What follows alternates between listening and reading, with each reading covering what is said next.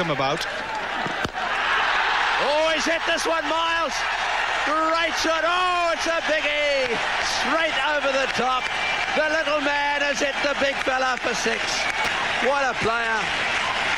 What a wonderful player.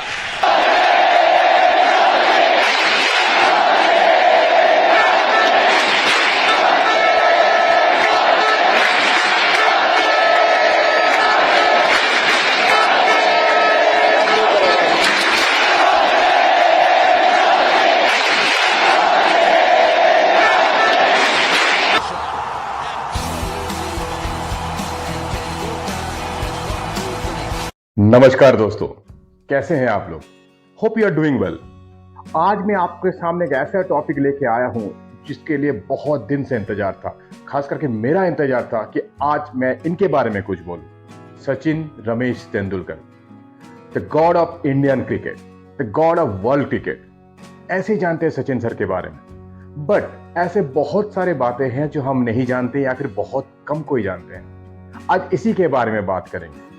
क्या आपको पता है सचिन का सबसे पहला कैप्टन कौन था? यानी कि कॉम्पिटिटिव मैच में सबसे पहला कैप्टन कौन था या टीम कौन था? आप बिलीव नहीं कर पाओगे। सबसे पहले उनका पहला जो कैप्टन था वो इमरान खान थे और सचिन तेंदुलकर ने सबसे पहला कॉम्पिटिटिव मैच पाकिस्तान टीम के होकर खेला था। तो चलिए शुरू से शुरू करते हैं। Year 1987 world cup, Reliance cup. अब उस टाइम में क्रिकेट, और आज भी उस टाइम में और आज का क्रिकेट में भी, और किसी भी कॉम्पिटिटिव मैच हो, किसी भी, चाहे वर्ल्ड कप हो या फिर आईसीसी का कोई भी ट्रॉफी हो, सबसे इंपॉर्टेंट, सबसे मेन अट्रैक्शन तो इंडिया और पाकिस्तान का। But unfortunately India and Pakistan दोनों टीम ही वर्ल्ड कप से बाहर हो चुका था। वहां पे सुनील गावस्कर नहीं था, वहां पे इमरान खान नहीं था।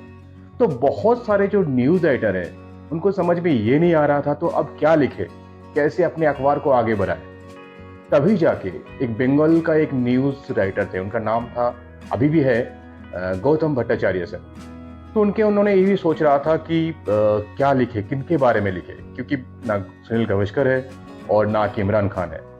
तो तब एक बंदे ने उनको बताया कि अब इतना निराश मत हो, आप एक काम करो, स्कूल क्रिकेट में एक बंदा आया है जिसको सब कोई मिनी गावस्कर बोल रहे हैं, और ये स्कूल क्रिकेट में सुनील गावस्कर का हर रिकॉर्ड तोड़ चुका है।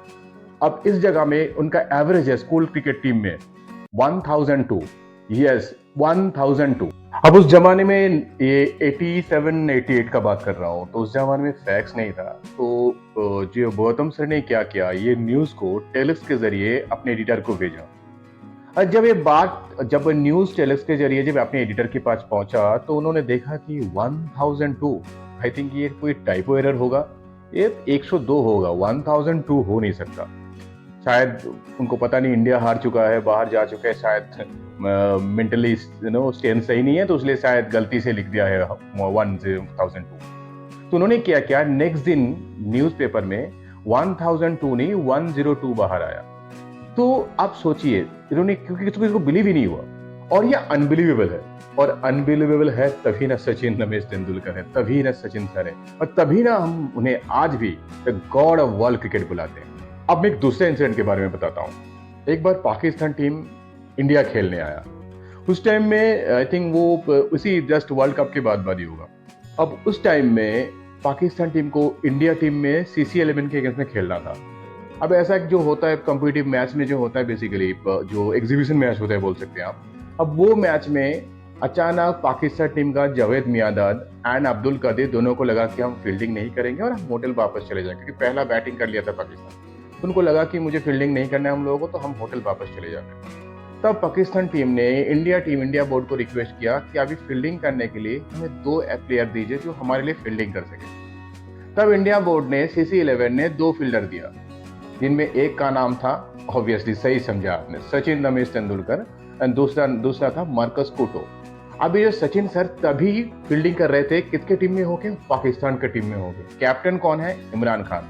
तो इसी ही बात मैंने पहले बताया था आपको। तो उसके बाद उनको फील्डिंग में मिड ऑन से लॉन्ग ऑन में कर दिया गया, और तभी मिड ऑन में कैच उठा कपिल देव का। अगर सचिन सर ने मिड ऑन में रहता तो उनको कपिल का कैच मिल जाता, तो इनके लिए वो थोड़ा फ्रस्ट्रेट भी थे, क्यों मुझे मिड ऑन से लॉन्ग ऑन में करा दिया गया, क्यों मुझे कपिल का कैच नहीं मिला। कि सोच सकते कितना लेवल ऑफ डेडिकेशन कि एक प्रैक्टिस मैच में उन्होंने पाकिस्तान को होकर खेल रहे हैं और ये सोच रहे हैं मुझे वो कैच क्यों नहीं मिला। This is called dedication. That is why उसीलिए तो सचिन सर आज गॉड है क्रिकेट के, भगवान है क्रिकेट के। अब जब क्रिकेट के भगवान के बारे में बात कर रहा हूं तो आपको एक ये चीज ये भी बता दूं कि आपको ये पता होना चाहिए कि सचिन सर क्रिकेट में आए कैसे। और एक अजीब बात है, सचिन सर के क्रिकेट में आने के पीछे इनडायरेक्टली देव साहब का बहुत बड़ा हाथ है। देव साहब मतलब देवानंद। अब होता क्या है, सचिन सर के जो पिताजी थे रमेश तेंदुलकर जी, वो को थोड़ा बहुत देव सर जैसा दिखते थे और उन्होंने कीर्ति कॉलेज में पढ़ाते थे, तो सब कोई कॉलेज में उन्हें देव सर नाम से बुलाते थे। और शायद इसी के लिए सचिन सर के घर में देवानंद साहब का बहुत बड़ा मतलब सब कोई बहुत बड़ा फैन थे। तो अब ऐसे ही एक दिन संडे का दिन था जब टीवी में एक मूवी चल रहा था जिसका नाम है गाइड। अब वो मूवी चलने के दौरान क्या हुआ, घर पे सब कोई मूवी देख रहा था, क्योंकि तब के जमाने में तो ऐसे इतने सारे ओटीटी या फिर इतने सारे केबल वगैरह इतना सारे चैनल्स नहीं थे। DD1 यानी कि नेशनल में संडे को मूवी आता था। तो देव साहब का एक मूवी चल रहा था दैट इज गाइड, और गाइड के दौरान घर पे सब कोई मूवी देख रहे थे। अब सचिन थोड़े शरारती थे बचपन से, तो उन्होंने क्या किया, अपने दोस्तों को लेके घर के सामने एक पेड़ पे चढ़ गया। अब जैसे पेड़ पे चढ़ा, उसको देखा देखी और 10-12 दोस्त पेड़ पे चढ़ गया और जोर से पेड़ गिरा। पेड़ गिरते सब कोई नीचे पड़ा। अब ये देखने के बाद हुआ क्या, घर से सब कोई बाहर आ गया सचिन सर के घर पे, जो भी उसका ब्रदर, उसका मतलब जो भी आपका पापा मम्मी सब कोई, और सबको लगा ये क्या करे इस बच्चे को, कि ऐसा शरारती होंगे तो प्रॉब्लम है, मोहल्ले में तो तुम तंग करके रखे थे, क्या करे। तब सचिन सर के जो बड़े भैया थे अजित तेंदुलकर, उन्होंने पापा को बताया, पापा एक काम करते हैं, इनको हम क्रिकेट कोचिंग में दे देते हैं। अगर मैं इनको क्रिकेट कोचिंग में दे देता हूँ तो शायद अपना टाइम पास होगा, ज्यादा से ज्यादा टाइम वहीं पे रहेंगे, तो माहौल में इतना शरारत नहीं करेंगे। और तब जाके अजित सर ने उनको लेके गया रमाकांत चरेकर के पास क्रिकेट कोचिंग के लिए। इसी तरीके से जन्म हुआ क्रिकेट के गॉड को। अब ये रमाकांत सर के कोचिंग के अंडर बहुत सारे किस्से हुए, बहुत नोन किस्से हैं जिसके बारे में हम बात आज नहीं करेंगे। जैसे मैंने पहले आपको बताया था कि आज मैं सिर्फ रियल नोन फैक्टर के बारे में बात करेंगे।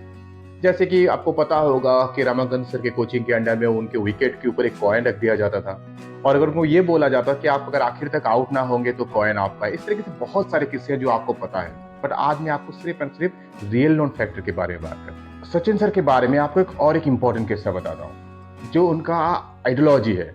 आज तक सचिन सर ने किसी भी सीरीज के बीच में कोई भी प्रमोशनल एडवर्टाइज का शूटिंग नहीं किया, कोई भी प्रमोशनल एड नहीं किया। यानी कि मान लीजिए एक कोई सीरीज चल रहा है और उसके बीच में 10-12 5 दिन 7 दिन का गैप है और किसी कंपनी ने उनको रिक्वेस्ट किया कि सर आइए एक जस्ट फोटो शूट कर लेंगे, उन्होंने आज तक नहीं किया। ये है सचिन सर। नहीं, मैं किसी को क्रिटिसाइज नहीं करना चाहता, बट फिर भी आज के ज़माने में बहुत कोई क्रिकेटर को आप देखेंगे, चाहे कोई मैच चल रहा है, दोनों मैच के बीच में 5 दिन का गैप है, तो किसी एक को टाइम दे दिया, कुछ फोटो शूट कर लिया, कुछ वीडियो बना लिया, समथिंग लाइक दैट, किसी प्रमोशनल एक्टिविटी में चला गया। बट सचिन सर ने आज तक कभी भी ऐसा नहीं किया। सचिन सर का बहुत अच्छे दोस्त थे अतुल कसबेकर। अतुल कसबेकर बेसिकली एक फोटोग्राफर थे, बहुत नामी फोटोग्राफर थे। अब क्या हुआ, उस जमाने में किंगफिशर का अपना कैलेंडर रिलीज करना था। At that time Sachin sir England खेल रहे थे, तो किंगफिशर टीम ने अतुल सर को रिक्वेस्ट किया कि आप जाइए इंग्लैंड और सचिन का फोटो ले लीजिए। बट उन्होंने बोला, आई थिंक सचिन को पता ही है कि आप मुझे इंग्लैंड भेज रहे हो उनको फोटो लेने के लिए, बिकॉज सचिन तो ये सब नहीं करते क्योंकि सीरीज ऑलरेडी स्टार्ट हो चुका है। तो उन्होंने बोला नहीं आप जाइए, आपको मना नहीं कर पाएगा, क्योंकि बहुत अच्छे दोस्त थे अतुल सर सचिन सर। तो अतुल सर क्या करे, अपना पूरा सामान लेके उन्होंने चले गए इंग्लैंड। अब जाने के बाद सेम होटल में गए और उनको देख के सचिन ने पूरा ताज्जुब बन गए, पूछा अरे आप यहाँ पे क्या कर रहे हो। सचिन ने, अतुल सर ने बोला उनको, क्यों, मैं तो आप ही के लिए आया हूँ। फिर सचिन सर ने पूछा क्यों, बोले नहीं आप ही के लिए आया हूँ बिकॉज मुझे आपका कुछ फोटो खींचना है, और जैसे ही आपका दोनों मैच के बीच में तो आपको टाइम तो मिल ही जाएगा, आप मुझे 1-2 घंटा देना, कुछ फोटोग्राफ्स लेना है। पर सचिन ने बोला आपने मेरे साथ आए हो यहाँ पे, उसके लिए थैंक यू, आप बैठिए, मैच एंजॉय कीजिए, और चाहे कुछ भी सपोर्ट चाहिए आप मेरे से लीजिए, बट प्लीज मैंने जैसा आपको पता है मैं किसी भी सीरीज के बीच में कोई भी प्रमोशनल एक्टिविटी नहीं करता जो क्रिकेट से रिलेटेड नहीं है। मतलब सोचिए कितना बड़ा थिंकिंग है। और उसके बाद अतुल सर ने क्या किया, फिर वापस आ गए अपना सामान लेके इंडिया। ये है सचिन तेंदुलकर, क्योंकि उन्होंने क्रिकेट को एक भगवान की तरह पूजा है, और ये हम सबको पता है। आप आज तक आपने कभी देखे हैं सचिन सर को किट बैग फेंकते हुए, या फिर आपका ग्लव्स फेंकते हुए, या फिर आपका हेलमेट फेंकते हुए? कभी भी नहीं देखे होंगे। आप देखे होंगे छोटा छोटा मैच में बहुत कोई क्रिकेटर आउट हो जाता है, आके बल्ला फेंक देते हैं, बैट फेंक देते हैं, किट बैग फेंक देते हैं, ग्लव्स को गुस्से से फेंक देते हैं। आज तक सचिन सर कभी भी क्रिकेट का कोई भी इंस्ट्रूमेंट, कोई भी इक्विपमेंट, चाहे क्रिकेट ग्लव्स हो, चाहे कैप्स हो, चाहे हेलमेट हो, चाहे बैट हो, कुछ भी उन्होंने फेंका नहीं।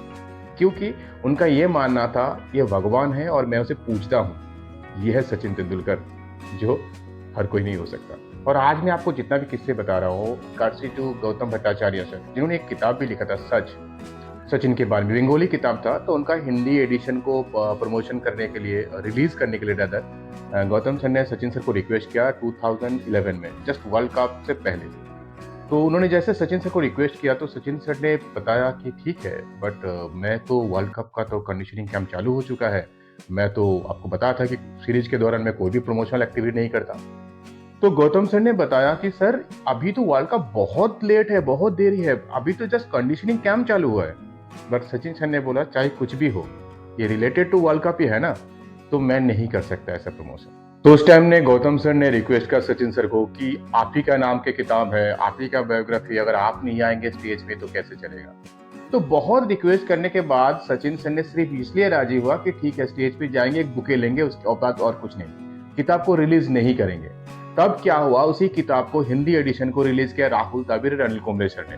और उस टाइम में धोनी सर ने भी बोला था, महेंद्र सिंह धोनी ने, मैं भी आऊंगा, क्योंकि सब कोई जानना चाहते थे कि सचिन के बारे में कुछ रिलीज हो रहा है। तो धोनी सर ने गया वहां पे और जाके उन्होंने इंग्लिश एडिशन को रिलीज किया। और उस किताब में पहला पैराग्राफ में एक लाइन भी लिखा, 2-4 लाइन, जिस लाइन में ये बताया गया कि अगर क्रिकेट भगवान श्री रामचंद्र है तो सचिन तेंदुलकर हनुमान है। यानी कि रामचंद्र का जैसे परम भक्त, जैसे हनुमान थे, उसके क्रिकेट का परम भक्त है सचिन तेंदुलकर। ऐसे हैं हमारे सचिन तेंदुलकर। डेट था 25 दिसंबर, मेलबोर्न क्रिकेट ग्राउंड। अब मेलबोर्न के सामने सचिन तेंदुलकर सर प्रैक्टिस कर रहे हैं, उसको पूरा फैमिली जू के बाहर वेट कर रहे हैं। उनका पूरा फैमिली कि पापा आएंगे, उसका बच्चा, उसका वाइफ, कि सचिन सर आएंगे और लेके जाएंगे, फैमिली के साथ थोड़ा टाइम स्पेंड करेंगे। बट सर ने पूरा 3 घंटा मेलबोर्न क्रिकेट ग्राउंड में प्रैक्टिस किए। और फिर जब उनको पूछा गया इतना देर प्रैक्टिस, तो सचिन सर ने बोला नहीं, आज थोड़ा कम हो गया। अब यही मेलबोर्न ग्राउंड में एक मैच हो रहा था इंडिया ऑस्ट्रेलिया के अगेंस्ट। ओपनिंग बैटिंग कर रहे थे सचिन एंड सौरभ, और उधर से बॉलिंग करते ग्लेन मैकग्रा।